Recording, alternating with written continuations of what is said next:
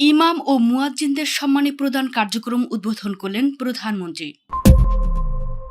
দেশের ধর্মীয় সম্প্রীতি ও সামাজিক নিরাপত্তার এক অনন্য মাইলফলক হিসেবে ইমাম, মুয়াজ্জিন এবং বিভিন্ন ধর্মের ধর্মীয় নেতাদের সরকারি সম্মানী প্রদান কার্যক্রমের শুভ উদ্বোধন করেছেন প্রধানমন্ত্রী তারেক রহমান। 14 মার্চ শনিবার সকালে রাজধানীর উসমানী স্মৃতি মিলনায়তনে আয়োজিত এক বর্ণাঢ্য অনুষ্ঠানের মাধ্যমে তিনি এই প্রকল্পের সূচনা করেন। এর ফলে দেশের হাজার হাজার মসজিদের ইমাম, মুয়াজ্জিন এবং মন্দির, বিহার ও গির্জার সেবকরা প্রথমবারের মতো সরাসরি রাষ্ট্রীয় ভাতার আওতায় এলেন।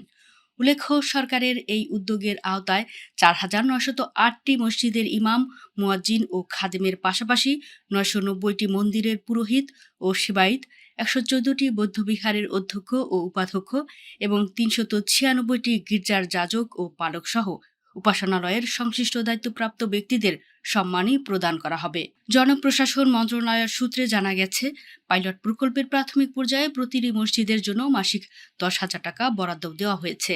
এই অর্থ থেকে ইমাম 5,000 টাকা, মুয়াজ্জিন 3,000 টাকা এবং খাদেম 2,000 টাকা করে পাবেন। এছাড়া মন্দির, বৌদ্ধ বিহার ও গির্জার জন্য মাসিক 8,000 টাকা বরাদ্দ রাখা হয়েছে।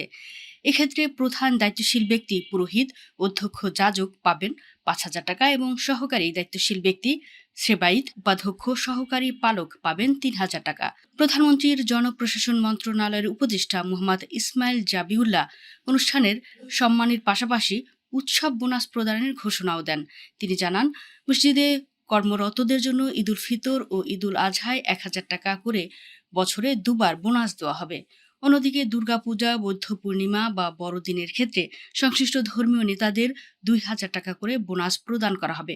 তবে যে সকল ধর্মীয় প্রতিষ্ঠান ইতোমধ্যে সরকারি বা বিদেশি সংস্থার নিয়মিত অনুদান পায়, তারা আপাতত এই সুবিধার বাইরে থাকবে।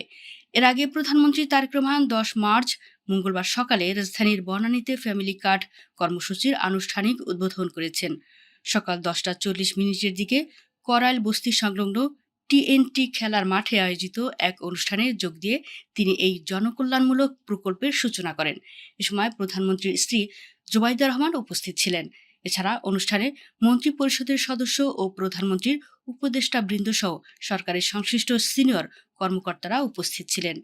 এই কর্মসূচির আওতায় দেশের নির্দিষ্ট জেলা ও সিটি কর্পোরেশন এলাকার দরিদ্র পরিবারগুলোকে প্রতি মাসে 2,500 টাকা করে আর্থিক সহায়তা প্রদান করবে সরকার।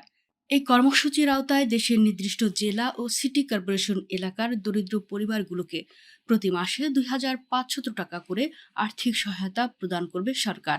ডিজিটাল বাংলাদেশ গড়ার অংশ হিসেবে উপকারভোগীরা তাদের পছন্দ অনুযায়ী সরাসরি মোবাইল ওয়ালেট অথবা ব্যাংক হিসাবের মাধ্যমে ঘরে বসেই এই ভাতার অর্থ গ্রহণ করতে পারবেন।